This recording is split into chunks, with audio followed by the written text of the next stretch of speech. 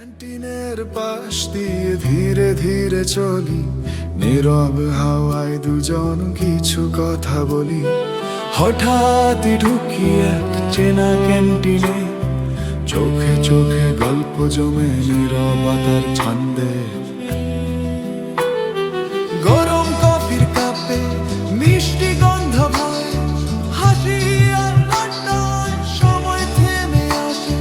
কথার ফাঁকে ফাঁকে মনটা হারাই, এই অল্প মুহূর্তেই অনেক কিছু পাই। শেষ চুমুকে কফি থামে কিছু কথা, চুপচাপ বুঝে নিল কোনো ব্যথাটা বেরিয়ে যায়।